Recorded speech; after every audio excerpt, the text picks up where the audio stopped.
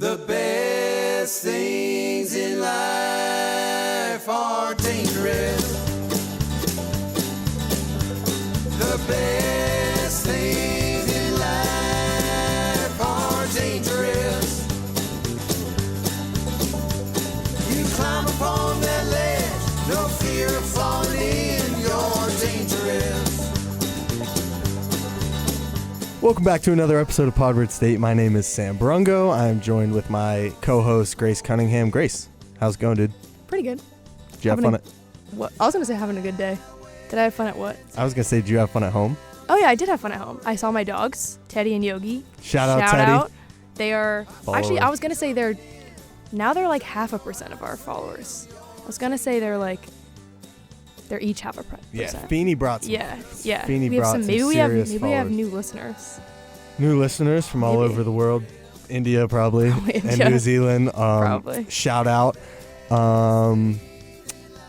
We got a cool episode here. We're chatting with CEO of a very large local company, KCF Technology, Jeremy Frank, who is doing some cool stuff with Penn State Athletics with this thing called RoarTracker, where we've talked about it actually previously on the show, but it's like they track the sound. Decibels is the word. Yeah, pretty cool. We're going to do some headlines. We'll talk a little bit about Iowa. We don't want to spend too much time on that because we're on to Illinois. Bye week. Anyways, shout out to Brittany Griner, WNBA, Allie Quigley. Shout out Jess Brungo. Let's get into some news. In the studio here, we got contributor Shannon Smith. We got editor Hailey Stutzman. We got sound technician Jordan Mansberger. We got contributors Connor Krause, Charlie, Pegler at football practice right now, covering all of the football news from this week. Will Pegler is not with us, but we miss him sorely. We're going to bring it back in with headlines. We got Shannon Smith. Shannon, back at the mic. How's it going, dude? Good. How are you? I'm good, man. Good.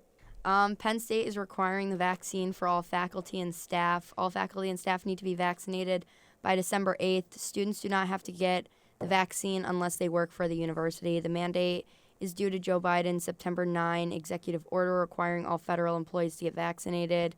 The university is requiring vaccinations for all employees regardless of whether they work on a federal contract. Wonderful. Huge. Yeah. There's one more step they got to take. We all know what it is. Get vaccinated, donate some blood, get a flu shot, be an organ donor. Stabbed. You know, save some lives, guys. What? I said get stabbed. Yeah. Yeah. All right, what's next? We talked about the vaccine. Awesome. Get vaccinated. Yeah. Rutherford Commons will be closing on weekends due to staffing shortages. Starting October 16th, Rutherford Commons will be closed on Saturdays and Sundays. Due to being short-staffed, the university is short about 35 full-time positions and about 1,100 student positions in its dining halls. Louis' convenience store will remain open, but all the rest of the dining options will be closed. And then In a Pickle will open for the first time on Monday, That should have been the October headline. 25th. Huge. It shouldn't say Rutherford's going to be closed. It should say In a Pickle is opening. That is huge. But not I on the literally weekends. got a commuter meal plan specifically for In the Pickle. In a pickle. In a pickle. In the pickle. In a pickle. In the pickle. In a pickle. In a pickle. Yeah. In a pickle. In a pickle. Specifically for in a pickle.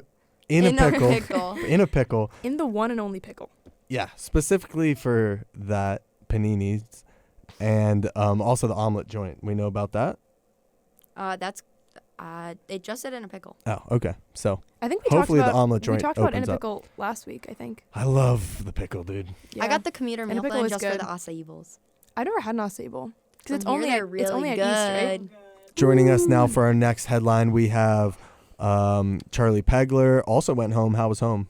Home was great. Cool, man. Good time. Charlie, tell the people what you just did. I scheduled my flu shot and my meningitis shot because I realized I didn't have that, and I will not be able to schedule classes if I do not get that. So Wow. Yeah. Health King. going to do that. All right, Chuck, what do we got? Well, Penn State lacrosse documentary 16 will be streaming November 3rd. So Penn State alum Patty Cotter will be airing his documentary 16 following former Penn State men's lacrosse goalie Connor Darcy. Darcy played for the Nittany Lions from 2013 to 2015 before passing away in a car accident. Oh. So you can learn more about the documentary at 16documentary.com. That's sad. Yeah, very sad. There is actually a pretty cool thing that the lacrosse team here does where they kind of choose a player to wear 16 every year. Really? Rather than to retire it, they choose a player that exemplifies the same amount of like sportsmanship and leadership and stuff that Connor Darcy did. My high Is school that his name? lacrosse They team wear did. it just for the year, or like? They wear that for the year. Yeah, it's Yeah. pretty Senior. cool tradition, I think. That's very cool. Um, I actually never knew about this. This is a horrible story. That's sad. Yeah, very sad. Yeah. What was that? 2015. He I think it passed. said- Yeah. He played Yeah. in 2015. So. Yeah, that's sad.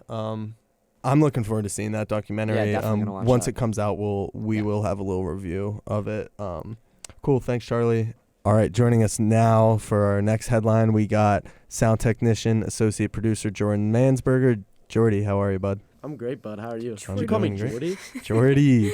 Is that Let's not start that. We No should one- start calling does you anyone I, Jorts. call I you- do not care. Let's call him Jorts, Jorts? like jean shorts. no? Yeah. You're Jorts. Jordy officially. Okay. Jordy. All right, Jordy. Let's hear what you got. So fans voted on ESPN's Twitter, ESPN Football Town Showdown for the past month. State College beat out Baton Rouge for LSU in the final by 44,024 votes. Happy Valley wound up taking 56.3% of the final tally, which made State College the nation's best college town. We know. I thought it was Yeah, best college football town, not the best college town. I think. my bad. Yeah, ESPN Football Town Showdown. Yeah, it's No, best. I It's thought best football town. Hey, Yeah. Jordy. I'm gonna need you to say ESPN Football Town Showdown again. ESPN foot. I'll go really Yeah. into it. ESPN Football Town Showdown. ESPN Showdown. Football Don Showdown. Hold down, throw ESPN down. Football Town Showdown. Showdown. Drink some Um, Iron Cities. Go watch the Some Stars. iron cities. Iron. American top team. Yeah, we know. American State top College team. is awesome. Yeah. Not comparable, I don't think, to anything else. All right, thanks, Jordy. What's up, Stutz? Hey. We got editor Hailey Stutzman here. Also went home. How was home? It was good. I went to Applebee's, my second home. So Yeah, I couldn't really live without it. yeah. Back to the neighborhood. Mhm. Isn't that their thing? That is, yeah. Oh yeah. What is it? Something neighborhood. Eating good Aw. in the neighborhood. Say it. Aw. Jordan. That's a Jordan. good line. Eating good in the neighborhood. Oh, I like that one. Eating good Wait, in the what, neighborhood. What apps did you get? Johnson. Well, usually I get boneless buffalo wings with ranch and celery, and then the pretzels with like beer cheese. Oh, yeah. Those are really good, but I already had apps because of the game, like at home. So I just got the triple chocolate meltdown cake. Wow. I told you have to get the chicken wonton tacos. Oh, I will. They're really good. I'll try every app. They're really good. Stutz, what you got? So Penn State, Iowa was Fox's 9th most watched game ever. It became college football's most watched game in the 3:30 window on Saturday. The game's ratings were up about 210% compared to 2019's Week 6 Northwestern-Nebraska matchup, according to Fox. With some help from Penn State, Fox is off to its best start to a college football season ever. Woo, that's cool. Yay, Fox. Fox and Friends. Shout out Mikey Oh Mandarino. yeah, I saw that on LinkedIn. That's cool. I mean, yeah, people watch Penn State games. I don't know how it's comparable. Oh, 210 more than Northwestern Nebraska. Yeah. Cool. Joining us now is CEO and founder of KCF Technologies, local technology company here in State College, Penn State alum Jeremy Frank. Jeremy, welcome to Podward State. How are you? I'm doing great, Sam. Thanks. Glad to be here. Yeah, it's good to have you. My former boss for a couple years was Right. pretty cool. Yeah, fun to work with you.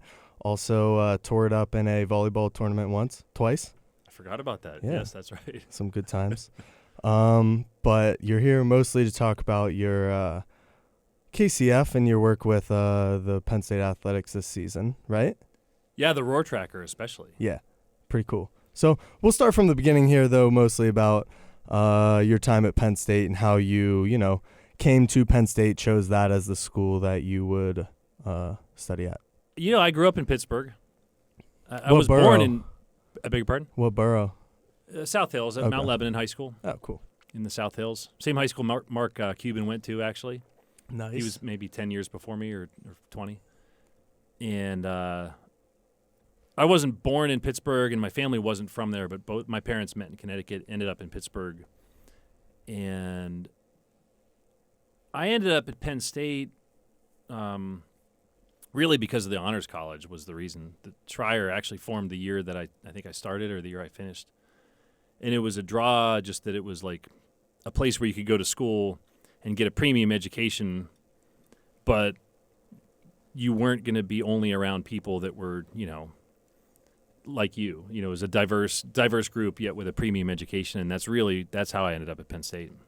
Cool. What was Penn State like when you were there? How different is it now? What year did you graduate? Well, I'm not in school now, so it's different in different ways. I graduated in 97. Okay. Started in 93. So living in this town and seeing Penn State and how it's changed, what are some of the big differences, would you say? So there's some obvious conspicuous stuff, but really I'm in my 40s. I was in my 20s then, so that's just fundamentally different.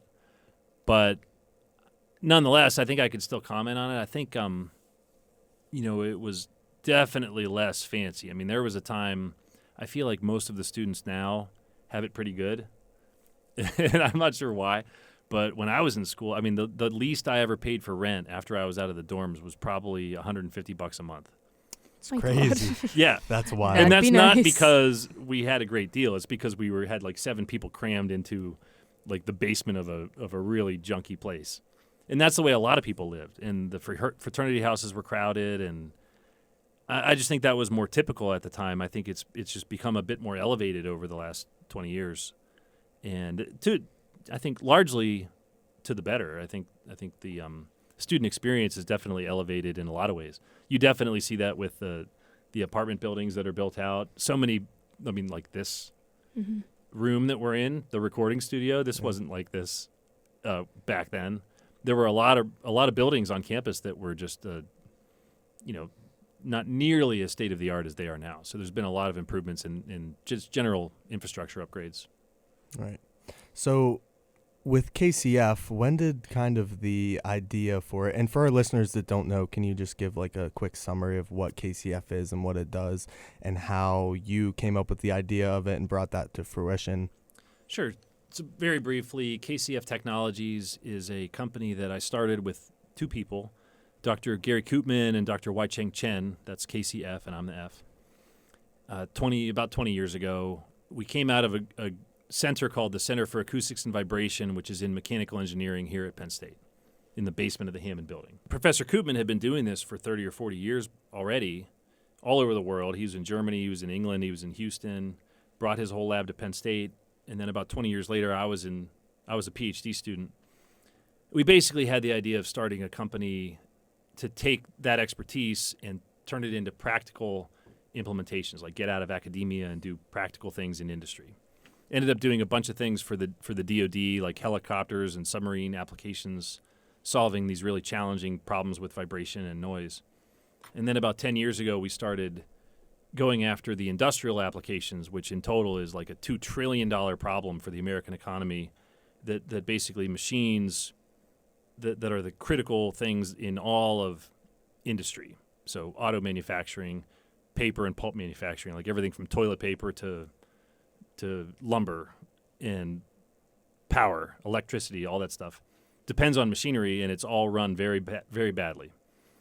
We tackle that problem. We call it giving machines a voice. So we go in and put wireless sensors on all those machines, bring that data up to the cloud using AWS and like machine learning and AI to get more intelligent about solving the problems that otherwise cause about a $2 trillion problem every year in waste. So basically, it tracks, you guys take information and it saves companies money in downtime. Yes, not just downtime, but we call it giving machines a voice. Right. And so it's as though you owned a thing that, you can almost picture it like a person. If you had a person or like something doing work, if you could listen to it and it would tell you when it's unhealthy, you could work on that and make it healthier and better, and therefore do more work and cost you less money. But historically, that hasn't been possible, and so we do it. It's very much like if you take your car is the easiest thing you can think about. If you could be down on your car and put your hands on the bearings, to the wheels and your hand on the engine and maybe the exhaust system, and you could feel all those things in real time, you could make your car run better. Same thing in a factory. You can make all the machinery run better. But practically, you obviously can't do that. It's dangerous and impractical. The Internet of Things makes it possible to do that remotely and in the cloud, and we're just part of that whole revolution. So your new big thing is the RoarTracker. So could you talk a little bit about that and how the idea for it came to be? Yeah, thanks, Grace. And so it's interesting that the whole idea of monitoring machine health in factories, what we're essentially doing is applying that to Beaver Stadium and to the Penn State football experience. And the way it came to be is this was not an idea that we came up with. So the RoarTracker, obviously Penn State has had a pretty magical in-stadium experience for a long time, way before I got here. And even in the last few years, they've had the RoarTracker as a thing, tracking and documenting when the student section in particular, but the fans impact the game. I mean, James Franklin actually, I think, has he wasn't the start of this idea, but he actually has a real strategic intent to have the fans and the students in particular impact the game. I've heard that Coach Franklin's goal is to have it happen 11 times per game. Okay, so that's been a thing, and they track it, they count it on the RoarTracker. They've been doing that for a couple of years. Well, Penn State Athletics came to us a couple of years ago, and a gentleman by the name of Brad Keene, in particular, who's been up here for a while. He's from Alabama originally. He knew about our company and our technology, and that we had these roots in measuring the health and the vibration of things. And he came to us and asked if we could essentially document that, because everybody's been to a stadium where you see the noisometer shows up on the jumbotron, and it goes up, and you know it's fake. But yet they do it, and whether people are loud or not, it's still the needle moves, and you know it's fake. He said, could you do better than that? Because that's what you guys do in all these critical factories. And we said, yes, we could. And so it didn't take long. It took maybe 6 months later we had a plan, and the plan was to basically make that real by putting sensors all throughout the stadium and measuring what's actually going on when the stadium is roaring. Where are the sensors? Just curious. What are the general locations that gather the most noise? So I don't think they want me to tell you exactly where they are, because they don't want people to steal them. But I'll tell you generally. Or then what if people were screaming into them, close up? Would it mess it up? That's actually a great question, Grace, because you can't. I just saw a post, so here we are that we just had the game against Iowa, right? And right. Iowa had a really noisy stadium, and we had 7 or 8 false starts. So loud. Right, intense, it was so loud. And affected the game, right? They don't have a RoarTracker, but I don't know if you can have a Hawkeye tracker. I was standing next to someone on the sideline, and we were having a conversation at one point, and I couldn't hear him, and he was 6 inches away from me. It was so loud. But they impacted the game. Yes. Undoubtedly. Yeah. And there's a lot of other things going on, of course. But I saw a post somewhere that somebody claimed that it was 117 decibels, and that's louder than a blah, blah, blah, something. Louder than an engine or louder than a freight train or something. The problem with that is sound. This is where the whole Center for Acoustics and Vibration.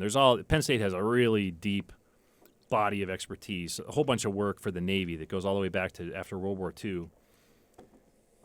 There's tremendous expertise in this area in acoustics and vibration, and the simple reality is measuring noise is almost a black art. It's not something you can just do, because it depends on where the microphone is. And so what we've done instead of that is we put sensors in the structure of the stadium. So anybody that's walked up the stairs in Beaver Stadium has probably wondered, this stadium kind of looks like an extended version of a high school bleachers, right. Stadium, and you wonder, is this thing going to support 107,000 people that are going crazy? And I've wondered that myself.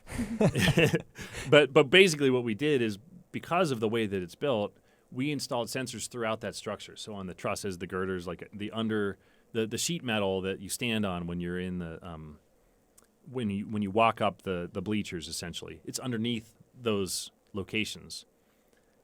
And because of that, we're actually able to get an accurate measurement of what's happening consistently game after game, Whereas if you just put a microphone next to somebody's mouth, it would mainly just be louder the closer it was to their mouth, if that makes sense. So far this season, what have those moments been that attract the loudest amount of decibels? It's interesting, Sam, because it's not what it should be in an interesting way. There's two that I know. So we have a little website that we put up. It's kcf.com/RoarTracker or something like that. Okay. And we'll link that down below so people can follow along. Okay. But after each game, we post kind of some of those key moments. Right. And so far, there's two things that I've seen. To answer that one specifically, so far this year, I mean, the Auburn game was clearly the most impactful in an in-game experience, and the data absolutely showed that. It was like a dramatically more roar happening in the stadium, and that shows up in the data. However, the two loudest moments from that game, if I remember, there was an interception that we had kind of late in the game. Yeah. That was really exciting, but after that, it got called back from a penalty, a holding penalty or something like that. The roar after that got called back was one of the loudest moments of the game. Louder than the interception Louder itself. and especially louder than the third down before the interception, which is when you can actually impact the game. And the other one was when everybody was singing Sweet Caroline, which is great and it's fun. But if you're James Franklin and you want to win the game, you're not winning the game during Sweet Caroline. I'm from Pittsburgh. It's the same thing as when they play Renegade. Renegade, yeah. It's although that's a little different because at least you're getting pumped up before an important moment. Yeah. The loudest moments have been when people are responding to something rather than being proactive about something that's about to happen. And I think that's something that we can actually take what we've learned and increase the impact. So does that make sense? Yeah, it does. How long have you guys been tracking? And just this season. So just this Ball season State was the first game, I think. Was that the first game? Yeah. Do you remember a couple years ago when they played like Mo Bamba at the beginning of the Michigan game and they called a timeout? What do you think would that have surpassed all of this, do you think? Definitely. So that moment, that was 2019. Yeah. November, I think. Yeah. And that moment was really what sparked this whole thing, is that they came out and they couldn't even run their first play, and the place just went totally nuts. I'm sure that would have registered the highest that we've seen anything this year. And what I'm really hopeful for, expecting, I think it's kind of an inevitable, but the Michigan game this year I think is going to be the high point because it's going to be probably an extremely important game. Right. And it's home, and it's Michigan. I was talking to somebody about Auburn being loud, and it was, but I just think there's when they play Ohio State, when we play Michigan, something about the it's Big a much Ten. higher level of intensity. Right. I mean, I've been here for 25 years. I was at a game. I mean, several of the games in like the mid '90s were just like it is now, just intense. Intense rivalries, just like when the Steelers play the Ravens. Right. People are much more focused. And it's like sometimes I feel like even at the NFL level, but you feel the stadium shake at some point. So it's like you get all those moments where the stadium's shaking. It's like you wonder how much that is on the scale. You know what I mean? Like it's just it's so loud, like that it shakes the stadium. So that's actually to Grace's question earlier. That's the second thing that was really what we've learned from this. So first of all, we're getting loud. It's the run. Singing Sweet Caroline is fun and that's great. It's a celebration. Everybody enjoys it, but it's not gonna help James Franklin and the team win the game. The second thing we've observed is we really thought that putting the sensors under the structure and where people are standing, especially that what you would measure is people jumping up and down, stomping their feet. And we actually went up, and when we tested it, that's what we did. We stomped around, and you could see it in the data because the sensors are kind of underneath where the student section is and underneath from below. But that's the way vibration works. You can measure it. It's not what happens. That's what we expected to happen, and instead what happens is it's actually doing exactly what you just said. It's more like the entire stadium is acting like a big microphone. And the way a microphone works is you essentially have like a diaphragm inside, and the whole thing just sort of moves back and forth, and then it creates an electrical signal. The stadium is basically doing that, and so you can actually sort of feel it when you're in the stadium. You feel almost like this, like there's like an energy. Roar is actually a good word for it. There's this energy that's just sort of palpable, but it'd be hard to quantify. That's exactly what gets measured, and it tracks with that. It has nothing to do with people stomping their feet, because they really aren't. It tracks with like that energy that you feel in the air, and it's super interesting because you can actually then correlate that. And ideally, what we could start to do is help train the student section in particular to get loud at the right times and get loud in the right way to influence the game as much as possible. It reminds me of like when you go to a live taping of a show and they're like, clap now. Like at like I've been to Jimmy Fallon twice and they're always like, laugh. Like you have to laugh when he says stuff that's like funny. It shows up on the screen. Yeah, like it says like it says like applause, and it like goes and then you all applaud even if you don't want to. Yeah, it would be like that. But if you get 107,000 people to yell at the same time, Mm-hmm. I mean, even Iowa, what do they have? 70,000 people, 90,000 people? Under 70, yeah. It was crazy. It still worked. But we have this massive advantage of size and scale. If we can do the same Jimmy Fallon thing in a informed, educated way, because we actually have some real science going into it. That's what I'm hoping for. What comes out of this eventually is that people actually like increase the impact. So moving forward with the RoarTracker, what are some ways that the fans can maximize that sound? So the first thing is it shows up on the screen when we've gotten exposed to this whole system. The system of the people who orchestrate the in-game experience is fascinating. It's actually, the room looks a little bit like this, except it's maybe a quarter the size, and it looks less sophisticated, but it's extremely sophisticated in terms of what they're doing. Just they're creating the in-game experience in real time, like air traffic control. They put prompts up very intentionally at the times when people can impact the game. And so the simple thing is just get loud at those times. Get louder when that's happening than when you're reacting, that a penalty was called back, or, Or if you're Iowa, if a Penn State player gets injured and you can boo them really loud. That wasn't what I would have done. That'll never happen at Beaver Stadium. No, I don't think so. But the other thing, there is another thing. We've actually taken, so we have a bunch of people that have PhDs in this stuff, and there's people at Penn State. In fact, there's people who do some pretty interesting things with what's called acoustic resonance. You can actually make a refrigerator, for example. There's people at ARL that are doing work in this, just using acoustics, using sound and bouncing it back and forth, making a wave. And we've started looking at the data and thinking that there are probably ways that you could actually be far more disruptive in terms of actually impacting the game if you could be a little bit more clever about how people shout. So instead of just yelling as loud as you can, yelling in very specific ways at the right time. And I wouldn't want to describe the details of it because I think it actually would work. And I don't want other people to understand how to go about it. But there are some ideas that we're percolating on that I think like, if I'm serious, from a scientific standpoint, would absolutely make it impossible for the other team to call a play. I think. Specific yells, it's in about the timing. Oh, okay. It's like resonant. Like when you're on a beach and the waves come in and sometimes they're higher and sometimes they're lower. Yeah. That happens because of a thing called superposition. And if you combine that with what's called resonance, which is, like when you see the Verrazano Bridge video that wiggles back and forth and breaks, or a wine glass that shreds, that's a real phenomenon that works, and it's just a matter of getting the timing right. So it's not so much what you say as it is the timing of having it all syncopated. Huh. That's not going to be something that could be pulled off easily, but that is kind of the crazy thing that we're starting to think about. In a couple years, maybe. Maybe a couple years.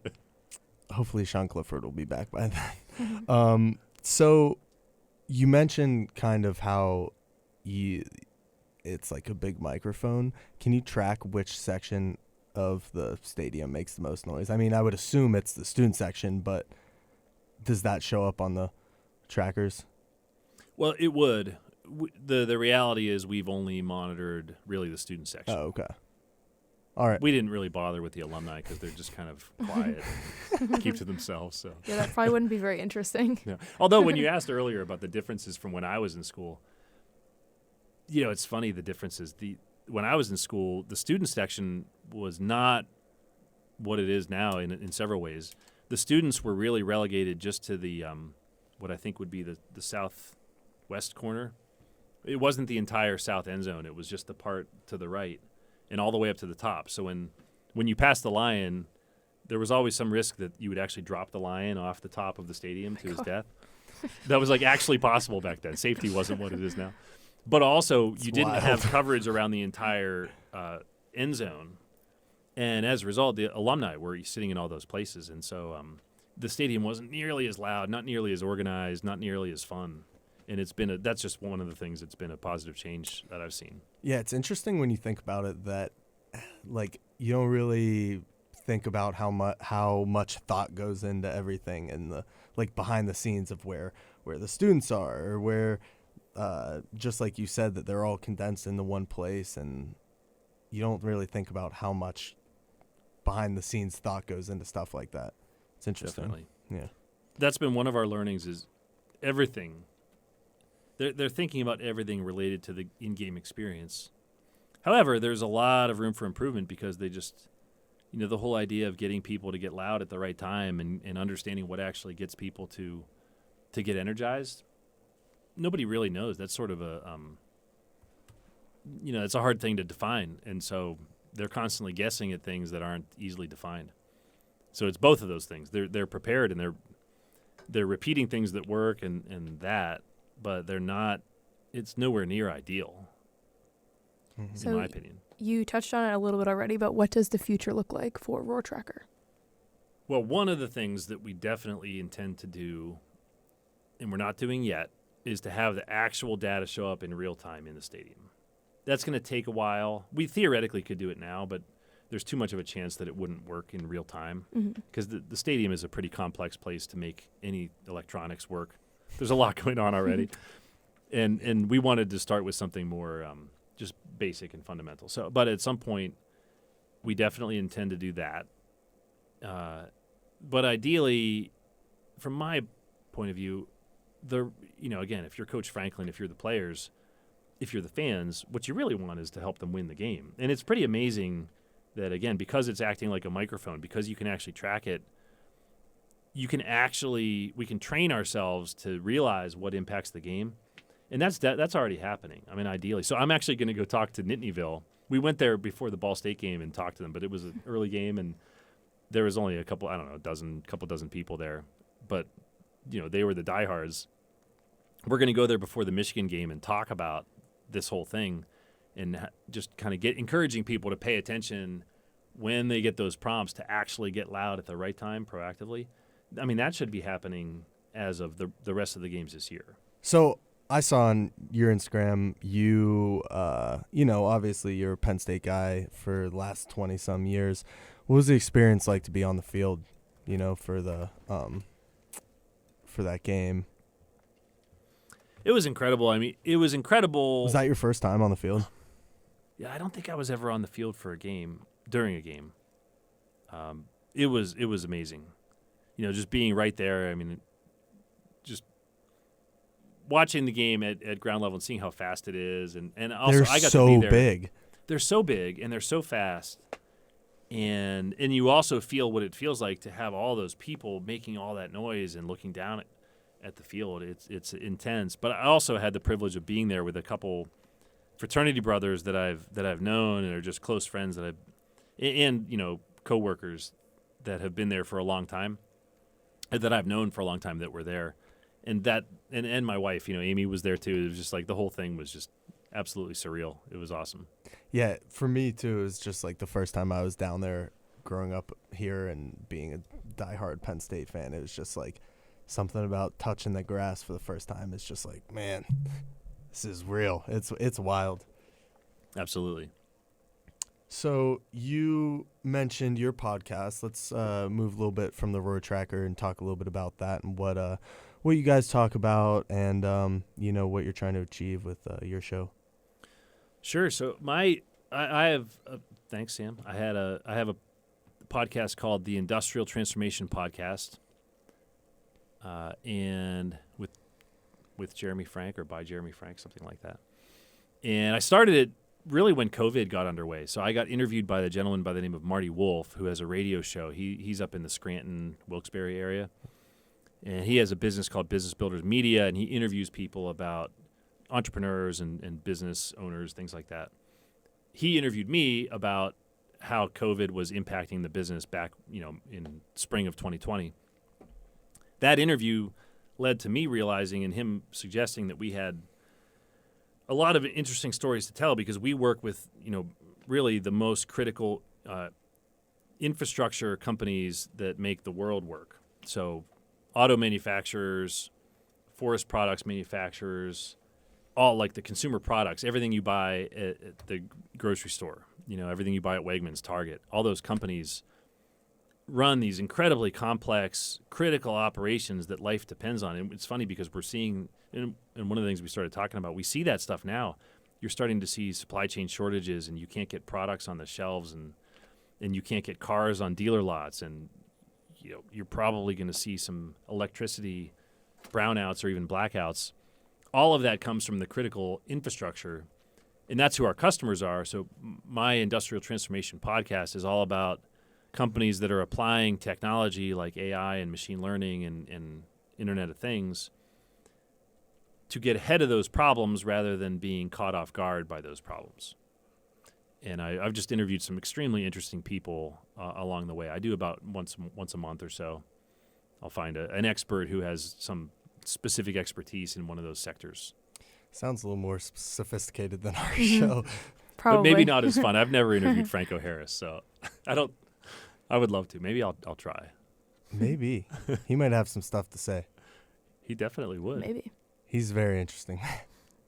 But you did know who Katie Feeney was, though, so you're not too sophisticated for TikTok. That's Not true. too well. I might be too unsophisticated for TikTok. Our last question is if you have any advice for college students. We love to ask that question to our guests. Okay. I actually speak. I have the benefit of living in the town where I went to school, and so I know a lot of the professors that were young professors, and now they're the department heads and program leaders in some of those schools. So I actually come and speak to students pretty regularly. Mm-hmm. So I have several things that I talk about. I could maybe the top couple. Number one, make sure you have fun because it doesn't last that long. I think do they still say this, that leaving Penn State in 4 years is like leaving a party at 10 o'clock? People still I don't say think that? I've ever heard that. Okay, well, you write that one down. Heard that. Or put that on your TikTok or whatever. I will. I'll make a TikTok about it. That's me. So That's one is honestly, and it's been really hard to watch the last couple of years with COVID. Is just a lot of people. I mean, everybody's had some disruption, but people that are in college during that time, it's just a bummer that to have that disruption during those years when you're just at that prime time. But I would say just have fun. The second thing is a lot of times people ask about career choices. Should I go to grad school? Should I get an MBA? Should I get a job? Should I go into this type of field or that type of field? What I've observed is don't worry about those things too much. If you just focus on what you really get pleasure out of or what you're sort of built for, it doesn't matter that much. Things will work out. I've just seen that play out. And then the last thing is just to be selfless. If you're focused on identifying some need in the world that you can actually like put yourself into, rather than something selfish like how much you're going to get paid or what type of title you're going to have, anything like that. If you go into it selflessly and you just find some problem that you want to solve, good things happen. Whereas if you don't go into it that way, I've seen people kind of lose their way and get frustrated and lose focus because it's just not as clear the direction you have. Yeah. There's 3 for you. good advice. I love those. Yeah. Yeah. I'm going to take those.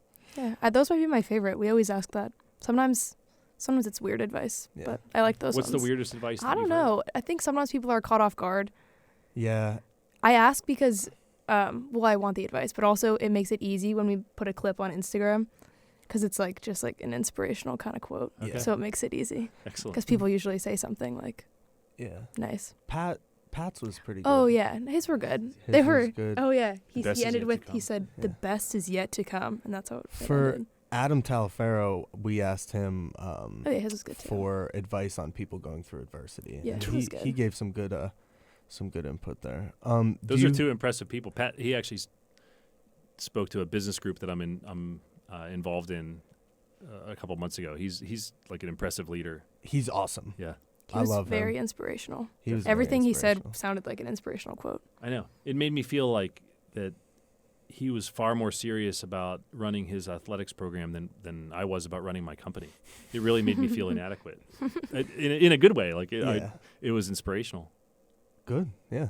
Good that you took some stuff away from that. He's really cool. Friend of the show, Pat Chambers. Do you have anything else you would like to touch on before we wrap? Nothing to plug. I would just say this RoarTracker thing is only going to be as good. It's going to be as impactful as how much people pay attention to it and respond to it. So 500 people in Nittanyville that are like kind of hearing this thing and making something of it. The ideal from all the way back to Brad Keene at Penn State Athletics, who was kind of the instigator of this idea. It's really intended to be something driven by the students. So we can lay it out there, but I can't make people get excited and cheer. So the main thing I would encourage is people to just realize, especially, if we can't realize that now, like our team literally just got beat in part because the other team's stadium was outrageously disruptive. And, kudos to them. That was great. We had some adversity. There's other factors, of course. But it's more obvious than ever that we, having one of the largest stadiums in the world and the best organized, best orchestrated one, can impact the game. That's the takeaway that I'd like to encourage, is let people realize and kind of make that their own thing. Yeah, it's interesting. In Iowa, they were selling alcohol. They sell alcohol at the stadium, and we were talking about how we thought that might be a factor of why they were so loud and partially why they were so obnoxiously intolerable.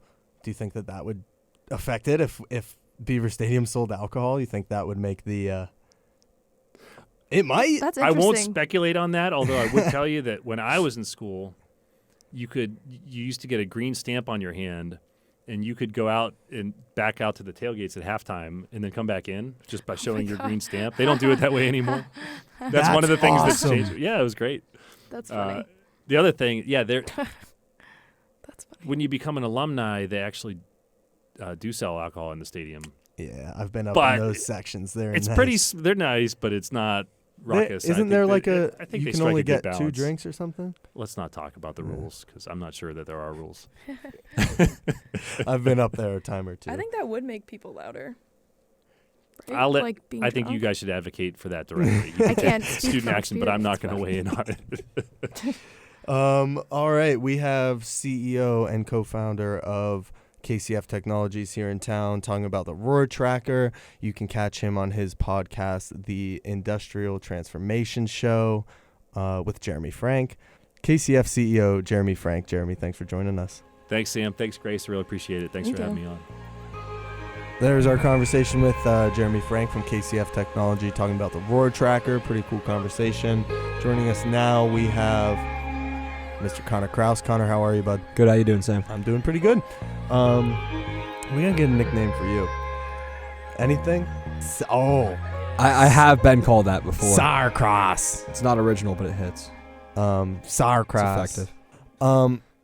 Connor, let's talk about Penn State's loss.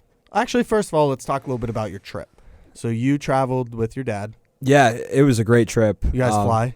So my dad was doing business on the West Coast, so he flew in to Cedar Rapids. I'm just chilling. Yeah, he got there In on Cedar Thursday, so he had a lot of time. Not a lot to do in Cedar Rapids, that's for sure. No, Cedar Rapids sucks. Yeah, very desolate town. That's where we stayed. But I flew in Friday night from State College, and our flight actually had the cheerleaders on it. And You were on the flight with Portman? Yes, I sat next to Portman. Yeah. And there was I sat with Portman the my entire time. God. I talked to Portman because our flight was, so we were supposed to take off at 6. We didn't take off until 10:10. I talked to Portman for 5 hours. Portman is the man. Oh, he's a great guy. And then, so my dad got to meet Portman because we saw him on Saturday. and Portman was just like hyping me up for 10 minutes. It was hilarious. Dude, that's so funny. Yeah, but awesome guy. When I saw Portman, I have met Portman, but I wasn't sure if he was gonna remember me, and I was like, "Oh yeah, Sam," and he was like, "Oh yeah, Sam Brungo, I know you, Mayor Bollesburg." He knows I that. was just like, "Oh, bro." He knows everybody's name. He follows about 6,000 people on Twitter. He's wild. Yeah, he's a great guy. So also, I don't know if you knew this, but also on that flight was Stubblefield's wife. Yes, and okay. I believe Yursic's wife, and then Portman drove them to the team hotel. So when the flight was canceled, Portman was at the Avis desk and was going to rent a car. And drive with Yursic's wife and Stubblefield's wife all the way to Iowa City that Friday night into Saturday. And then he heard about a taco place in Iowa City that was open until like 3 a.m. So when the flight got in, he's like, "Oh, I'm treating these ladies to tacos. It's going to be a great time." You can cut that out, but No, I want that in. Portman, soon to be friend of the show. yeah, awesome guy. Good trip despite the outcome. Yeah, it was a good trip. What do you think about downtown Iowa City? I think it's pretty cool. So I've been to downtown Iowa City before. I really enjoyed it. It was during COVID, sort of summer of 2020. So COVID was still kind of a thing, but it was cool. We did not go to downtown Iowa City this time because we wanted to just, they had to write stories. We wanted. Yeah, you guys were busy. Yeah, we wanted to get beer and go to sleep. Yeah. We were in bad moods. Gabe did though. We were like, he's gonna be mad I'm telling the story, but we were like, Gabe, I was driving and I was like, "Gabe, can you look up places near our hotel to eat?" And he was like reading names and he goes, "Oh, guys, the Doghouse or something." And we were like, "Oh, cool. What's that, like a bar or whatever?" He seemed pretty excited about it. We were like, "What's that, like a bar?" He was like, "Nah, it's a pet store." That's funny. It was funny. Shout out to Gabe. Oh. All right, so Penn State lost.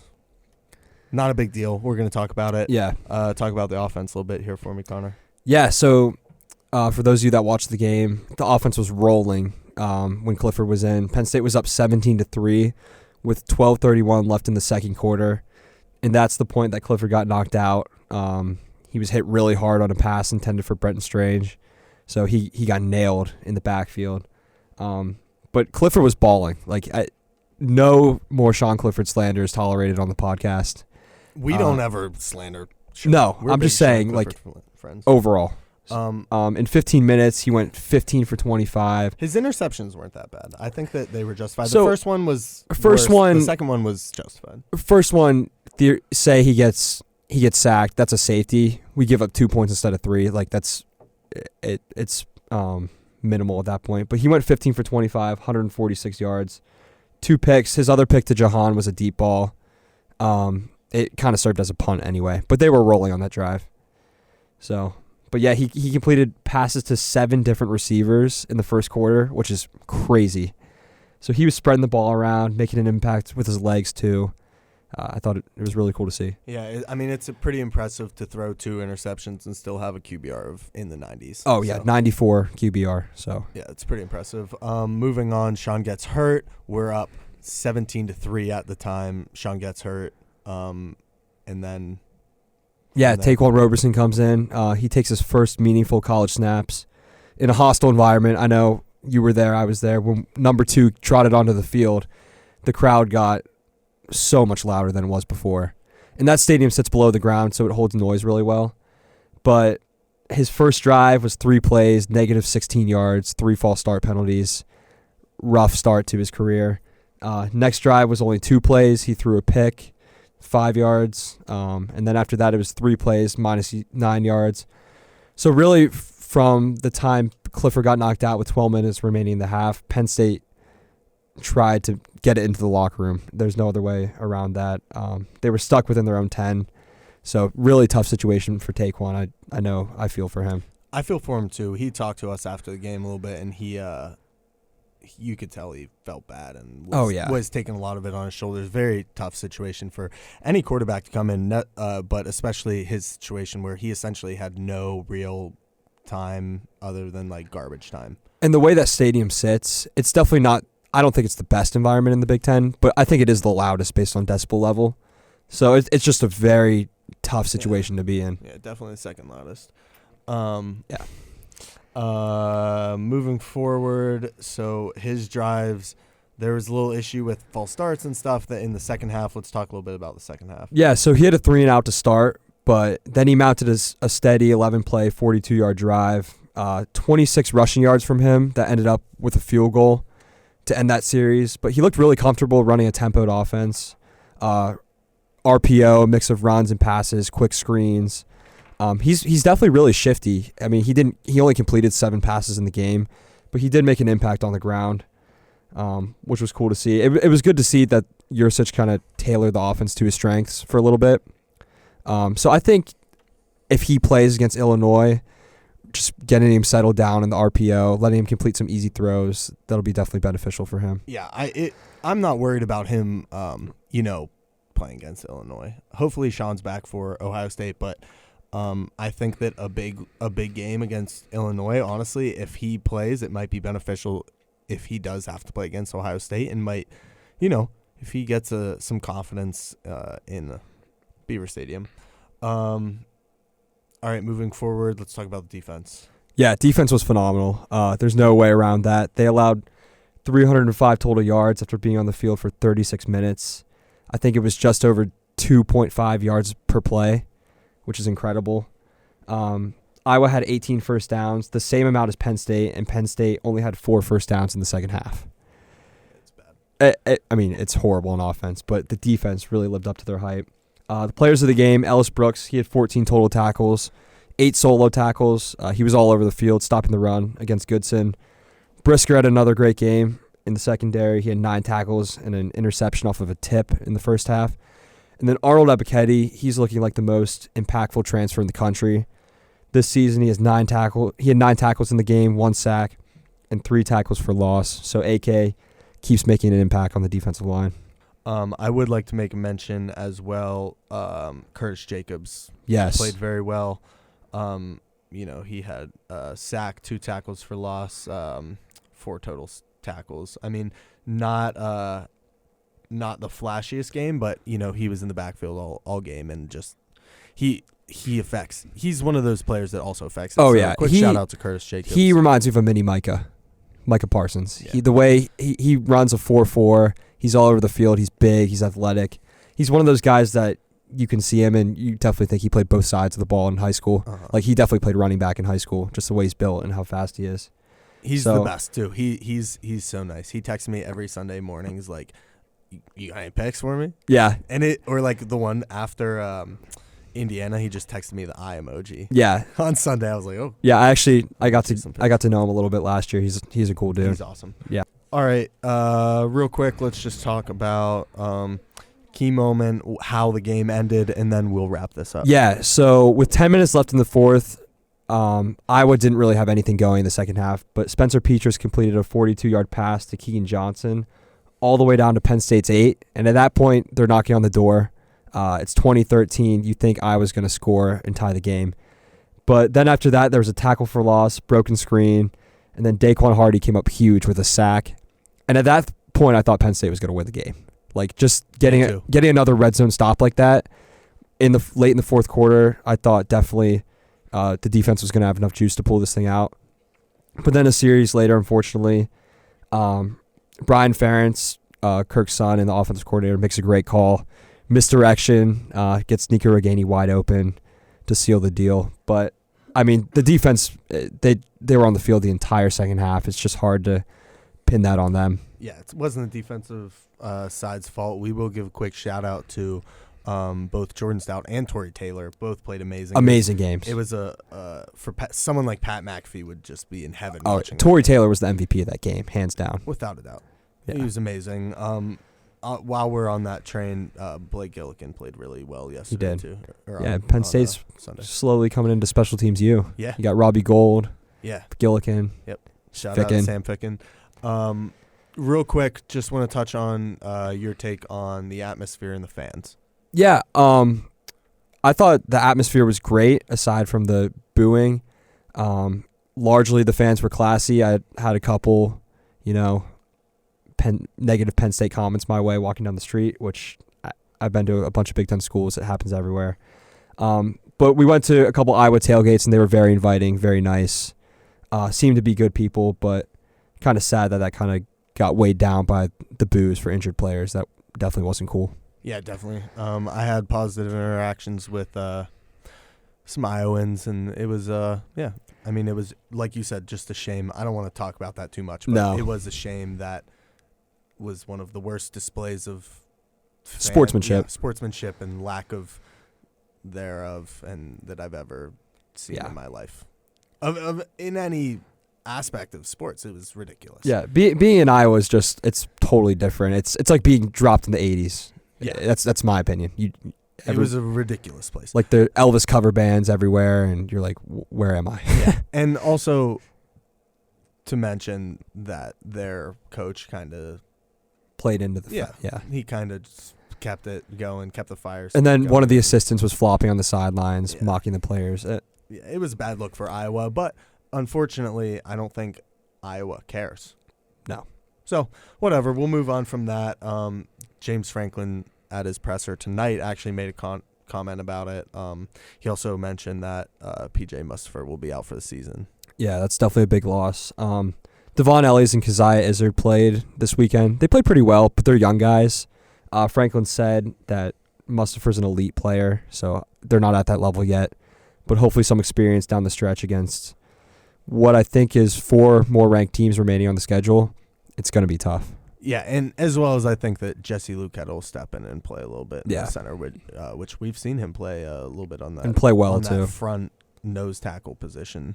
So, not all is dead with Penn State. Even, and this might be a hot take, but I think that even if Sean Clifford doesn't return for the season, which I'm confident that he will, I don't think that this season is lost. I think that we could still beat one of the big games, whether it's Michigan State, or Ohio State, and I think we'll get a nice bowl game. So it doesn't.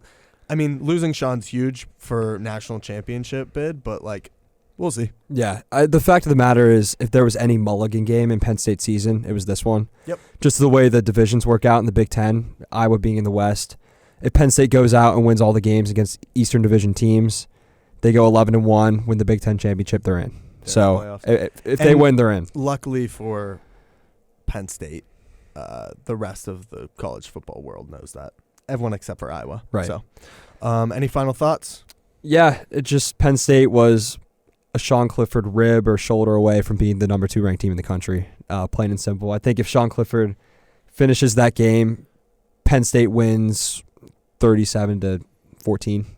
Because Iowa scored 23 only because of their field position. They were playing on a 50-yard field the entire second half. So I think it's Georgia 1, Penn State 2 if that occurs. Iowa loses that game, they fall to we embarrass. Oh, they fall to 12. We embarrass them, yeah.